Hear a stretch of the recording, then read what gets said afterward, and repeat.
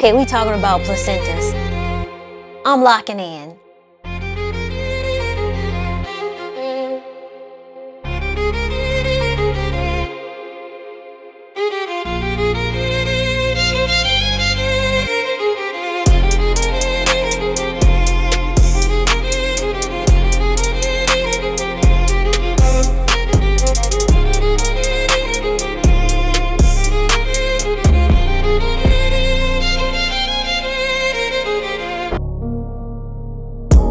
Taking notes with Dr. E. Knowt Takers, welcome back. And if you're new here, welcome to Taking Notes. My name is Dr. Ellison. You can call me Dr. E. Today we are going to be doing a book review. The book in question is entitled The Girls Who Grew Big by the author Leila Mottley. And it is this beauty right here. Now, I am one who loves a beautiful cover, and this one absolutely drew me in when I saw it. Look at this cover. It's absolutely stunning. Now, a little bit about the author. Leila Mottley is the author of the novel Night Crawling, which is an Oprah's book club pick and New York Times bestseller, and the poetry collection Woke Up, No Light. Her sophomore novel is this book right here, The Girls Who Grew Big. She was also the 2018 Oakland Youth Poet Laureate. She was born and raised in Oakland, where she continues to live. And that book, The Night Crawling, was her debut novel, which was actually published before she was 20 years old. So for her to have written a book like this one is just, I am amazed at how someone so young could write a book like this. The genre of this book is classified as a fiction novel, and it was published in the year of 2025. So, to provide a brief reason for choosing this book to review, absolutely the first thing first is the cover absolutely just reeled me in. And then when I read what is described on the inside, and so this won't be a spoiler, it's an astonishing novel about the joys and entanglements of a fierce group of teenage mothers in a small town on the Florida Panhandle.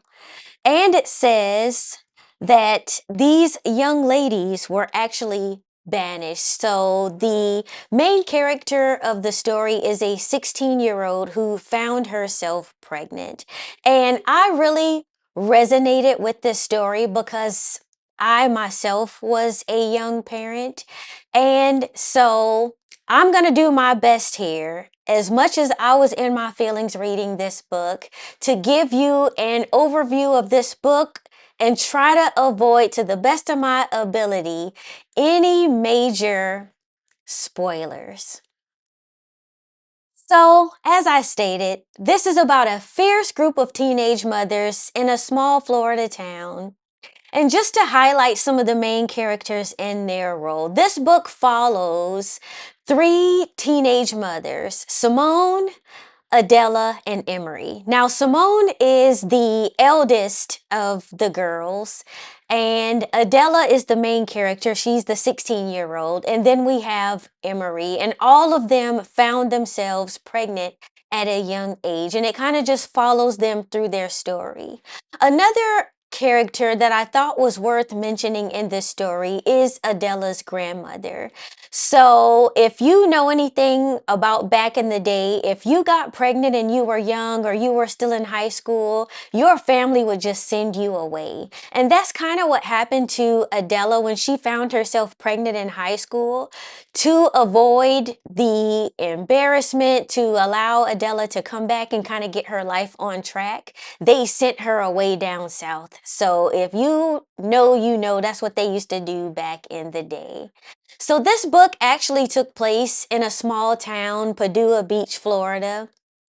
And some of the central themes in this book are absolutely the environment. So you have a southern Florida town, and a lot of times when we think about Florida, we think about spring break and we think about the beautiful beaches, but there are some very southern rural parts of Florida, some very country parts of Florida. And so the environment there kind of stood out. Another theme that stood out to me was just the youth of some of the characters in the book, and young love and lust, and how your body may look like a woman, how you have all of the features and characteristics of a woman, but you're not really quite yet ready for what womanhood may bring on. Also, the consequences and how life can change in an instant. Just how one thing that we do in life has the potential to completely change the trajectory of our lives. Another theme is the family dynamic. So the parent grandparent dynamic and how it affects us for generations to come. So, like I told you, one of the characters was sent to live with her grandmother, and some of the other characters in the book had some interesting dynamics with their guardians, their parents, their grandparents, and just how your relationship with your family and your community just has the potential to affect you either negatively and positively for the rest of your life. And it's commonly said, at least in my culture, we talk about sometimes like generational trauma or generational curses and things like that. And so this book just reminded me of how family can kind of set some things in motion if their response to our mistakes in life, or maybe we're just having a rough patch or a rough season in life, can kind of set some things in motion. And so, I just think it's important sometimes as family members or friends or community members to just be mindful how we respond to others, because it has a potential to affect something for generations to come. Another theme I found interesting throughout this book was not leaning on the wisdom of elders until it's too late. So, of course, you'll have people that are older than you that will tell you, not to have sex, or, they'll give you life advice, but it's not until you touch the stove and it's hot, and then it's like, oh, I should have listened to my auntie, or I should have listened to what grandma told me. And it's not until sometimes it's too late that we really start to listen to the wisdom of our elders. And I just found that to be an interesting theme and message in this book also, because not all of the girls in this book were the same age, and then there's an elder in this book as well. And sometimes when we think about our elders, we don't usually think that they were 16, 18, 21, that they were outside at some point in their lives too. And then another theme that I thought was kind of under an undercurrent in this book was a religious theme. And so if you know anything about the deep, deep South, I just found it interesting how some of these people's family members, would probably consider themselves to be religious. But then, sometimes people in today's day and age don't want to go to church, or they don't want to be affiliated with the church because they feel like the church judges them. And I just found that to just be an interesting theme or a conflict that I meditated on as I was reading this book as a Christian myself. I wanted to reflect to make sure that as I walk in life that I'm not being hypocritical or judgmental of others. And it's just interesting, how we make mistakes in life and people will look at you like they haven't made mistakes in life also. And it's just important to look at people and look at the mistake while not judging the person. And this has a lot to do, it's really about these young women, these young mothers. And it's interesting how sometimes religious people or just people in general will say that they're pro-life, but pro-life is more than just anti-abortion, if that makes sense what I'm saying. There's so much more to being pro-life. It requires a lot of care and consideration. There are, access to resources and, things that you need. So, this book really just made me reflect on, like, when people say they're pro-life, like, what are you really trying to say? Like, it just really made me reflect on that. And I looked at, my own experience as a young parent, and I'm looking at the lives of these girls and how they, felt like the community had kind of cast them out and was judging them. And like I said, this book just really had me in my feelings. And I really liked my, analysis and evaluation of this book is that I really like the writing style and the character development. So each chapter was the perspective of one of the three main characters, one of the three primary girls. There were several girls, several young mothers, but there were three primary ones that they got each of their perspectives. So, the book opens up and it gives the perspective of each one of their stories. So each chapter was named after the person that they were given the perspective of that particular character. And I really like this book. I couldn't really find anything that I really disliked about the book. If I had to, give any type of constructive critique or feedback, I would just say that as it got close to the end, like those last few pages, it just started to unfold really fast. Maybe possibly the ending got rushed. Like, they probably could have added a little bit more at the end. Sometimes you get to the end of the book and it starts to get really good, but I can't really find a lot to say that I disliked about this book. And then as far as highlighting any memorable scenes or quotes in this book, I absolutely have to read you the first line in this book. And it goes like this. Check it out. The first line in this book drew me. And one thing I do sometimes when I go book shopping is, of course, I look at the cover, and this is an absolutely beautiful cover. The Girls Who Grew Big.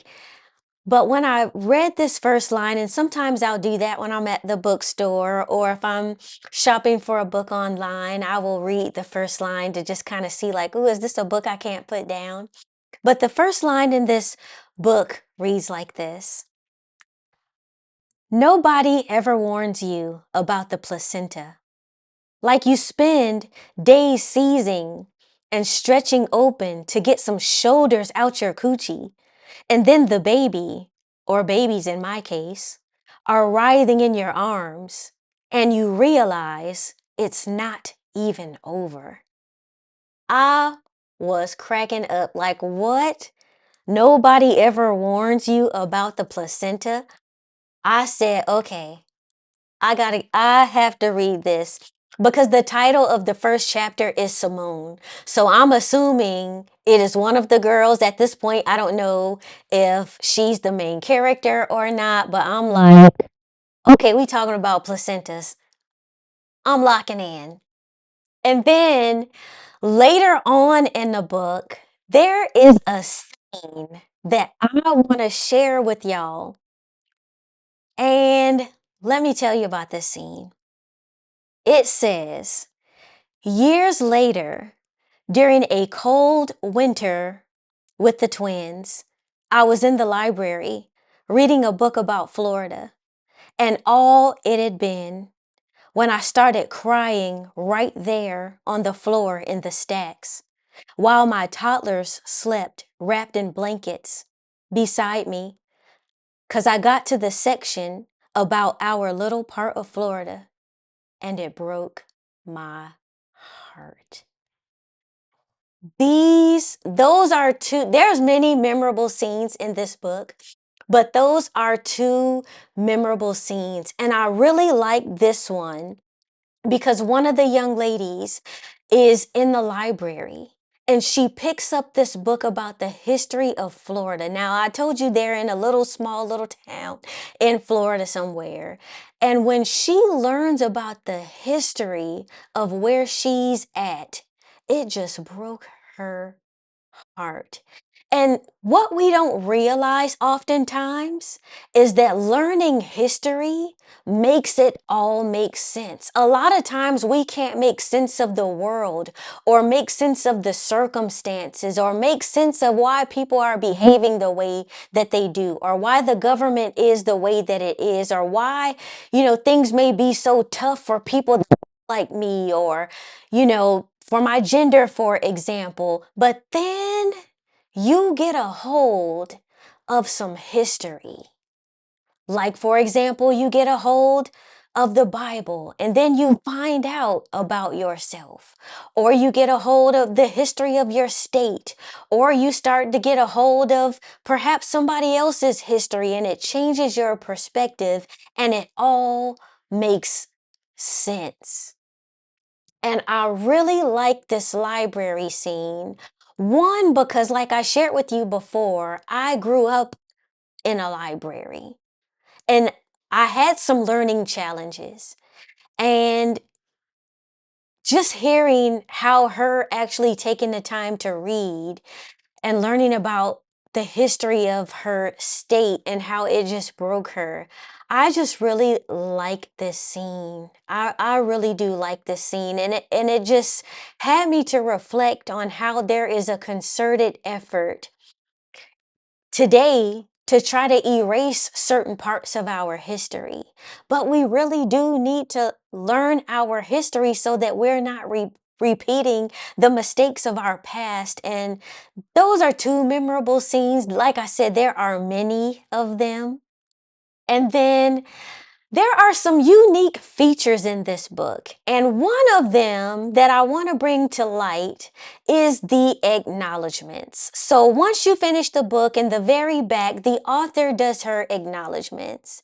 And I started not to read it, but then I said, let me read it. And I'm glad I did because the author acknowledges that she talked to several women that had these experiences that helped her to write this story. And like I told you, the author is very young. But when you read this book, it's like I was reading this book like, how could she know these things? How could she be writing these things? Like, she is a very young author. And when I read the acknowledgments in the book to find out that she actually went out and talked to some women who had these experiences, like when you read some of the details that are in this book, it's like, how could an author so young, even just having a vivid imagination, you would experience these things to even write about it. And so I really am glad that I took the time to read the author's acknowledgments. Another thing about the author's approach or a unique feature in the book is the author put a note on the type in the back of the book. And this is a history of Claude Garamond. So this book is written in Adobe Garamond. It was used and it's considered an old style of lettering. And it's known for its elegance and its movement. And I don't know that I've ever really noticed too many authors doing that. Like I'm looking at this book and looking at the font. Sometimes we just get books and we just start reading them.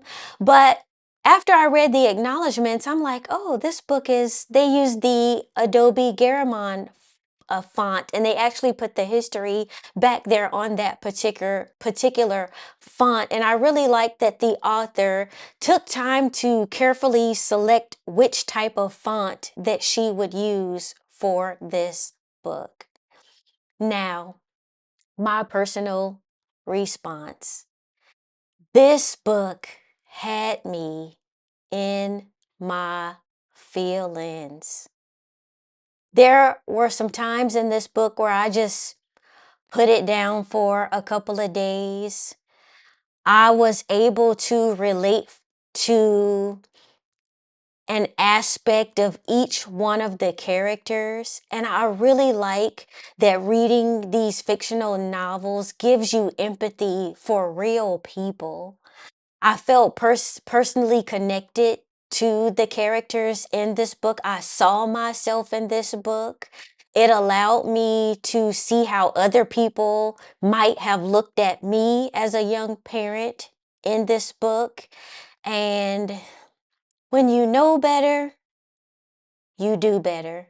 You encourage others to do better. Would I recommend this book?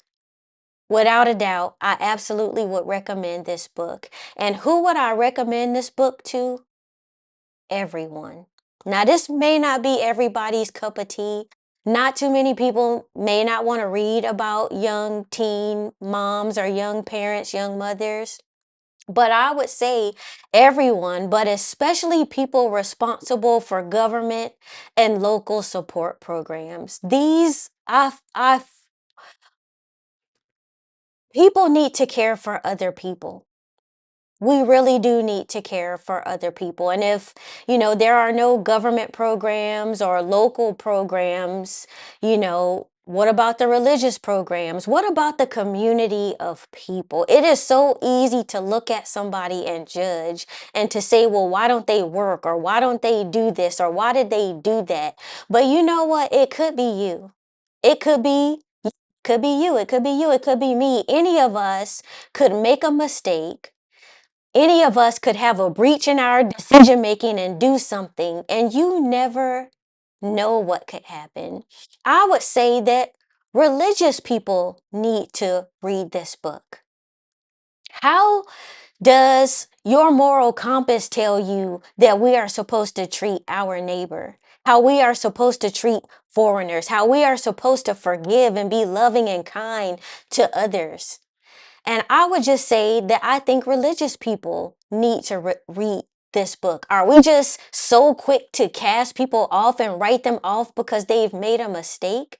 Having children is like one of the most natural things in the world that we do. And we don't always get it right. Some people have kids outside of marriage. People do things because we live in a fallen and in a sinful world. But we get to choose how we respond. We want to be forgiven when we make mistakes, but we're not always so quick to forgive others.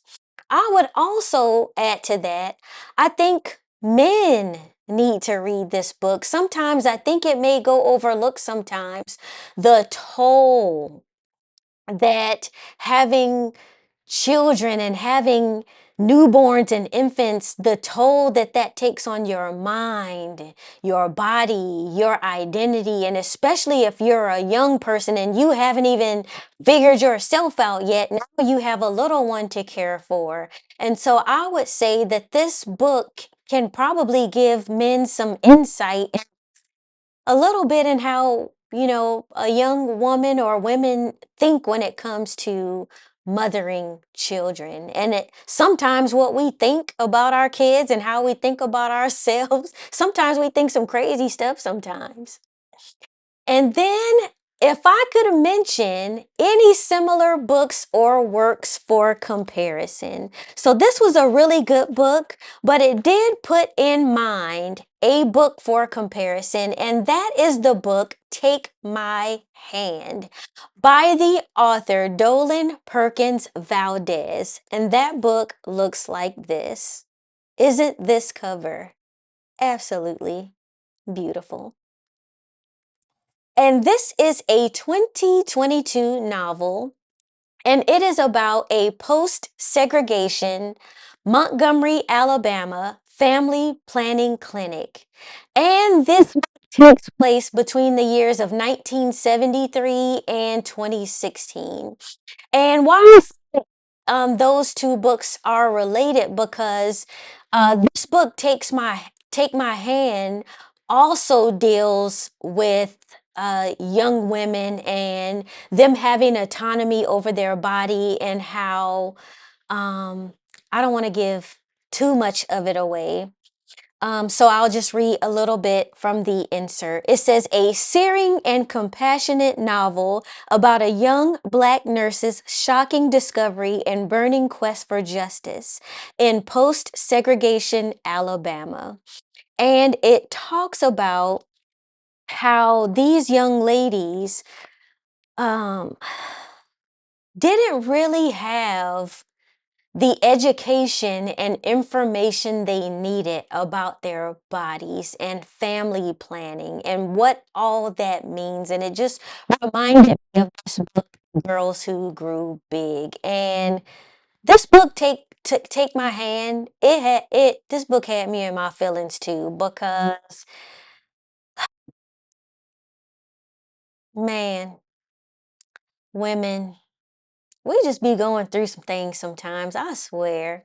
But both of these are really good reads. I really enjoyed The Girls Who Grew Big.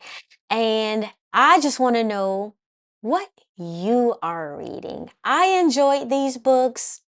These books had me all the way in my feelings. And I'm just glad that I read it. And I hope that as a result of reading this book, that I can turn the page, close the book, and go out into the world and do better. After all, like, what are we reading for if we're not going to get anything out of these books and go out into the world and be better people? Like, there's enough like trash people out here, right? So what are you reading? Are you reading anything this fall, this year, that has you in your feelings, has you shutting it up and wiping your tears away? And just know, I encourage you. I hope that you encourage somebody else. And remember, if you need encouragement or if you need prayer, make sure you check the description box. I will put some information there for you. And what book do you want to see me read next? And I'll be taking a look at some of your platforms to see what you're reading so I can add it into my rotation. And as I was reading this book, I was taking notes so I can do better. And I hope that as you read, you are taking notes as well and being observant of the world around you. And that's what we're going to do. We are going to take notes. Taking notes without the heat. Stacks of books like history. Bible open, wisdom free. Lesson learned degree by degree. Pen scratching loud, it's the beat of the day. Pages turn slow, let the bass line play. Business move, steady pace. Veteran grind, it's a marathon race. Write it down, write it down.